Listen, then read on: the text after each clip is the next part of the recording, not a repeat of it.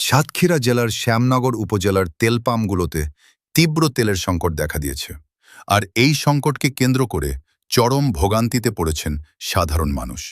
বিশেষ করে লস্কর পাম্পে প্রতিদিন ভোর থেকেই দীর্ঘ লাইনে দাঁড়িয়ে থাকতে দেখা যাচ্ছে মোটর সাইকেল সহ বিভিন্ন পেট্রোল চালিত যানবাহনের চালকদের।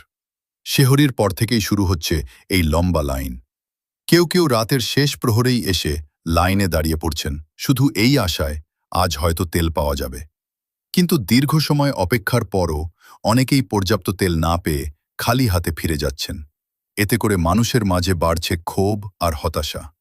সরেজমিনে দেখা গেছে কয়েকশো মোটরসাইকেল সারিবদ্ধভাবে দাঁড়িয়ে রয়েছে লস্কর পাম্পের সামনে। তীব্র গরম আর ক্লান্তি উপেক্ষা করেই ঘন্টার পর ঘন্টা অপেক্ষা করছেন চালকরা। অনেকেই বলছেন তেল নেওয়ার জন্য তাদের ৩ থেকে ৫ ঘন্টা পর্যন্ত লাইনে দাঁড়িয়ে থাকতে হচ্ছে। স্থানীয় এক ভুক্তভোগী বলেন, আমরা খুব কষ্টে আছি। শেহরি খেয়ে এসে লাইনে দাঁড়াই, কিন্তু তেল পাবো কিনা তার কোনো নিশ্চয়তা নেই। আমাদের শুধু নিয়মিত তেল দরকার, এর বেশি কিছু না। এই সংকটে সবচেয়ে বেশি ক্ষতিগ্রস্ত হচ্ছেন নিম্ন আয়ের মানুষ। মোটরসাইকেল চালক, ভ্যান চালক ও ক্ষুদ্র ব্যবসায়ীরা তাদের দৈনন্দিন কাজ ঠিক মতো করতে পারছেন না। অনেকের আয় কমে গেছে, আবার কেউ কেউ কাজই করতে পারছেন না তেলের অভাবে। লস্কর পাম্প কর্তৃপক্ষ বলছে তেলের সরবরাহ কমে যাওয়ার কারণেই এই সমস্যার সৃষ্টি হয়েছে। তারা জানায় চাহিদার তুলনায় সরবরাহ অনেক কম হওয়ায় সবাইকে সমানভাবে তেল দেওয়া সম্ভব হচ্ছে না। তাই বাধ্য হয়ে সীমিত আকারে তেল বিতরণ করা হচ্ছে। এদিকে স্থানীয় জনগণ দ্রুত এই সমস্যার সমাধান চাচ্ছেন।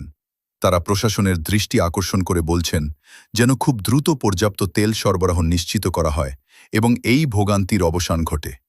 সংশ্লিষ্টরা বলছেন যদি দ্রুত ব্যবস্থা নেওয়া না হয় তাহলে পরিস্থিতি আরও খারাপ হতে পারে। কারণ তেল শুধু একটি পণ্য নয়, এটি মানুষের দৈনন্দিন জীবনযাত্রার একটি গুরুত্বপূর্ণ অংশ। সব মিলিয়ে শ্যামনগরের এই তেলের সংকট এখন সাধারণ মানুষের জন্য এক বড় দুশ্চিন্তার কারণ হয়ে দাঁড়িয়েছে। দ্রুত সমাধানই পারে মানুষের এই দুর্ভোগ লাঘব করতে। তথ্যচিত্রে নিউজ বিডি টিভি ৯৯।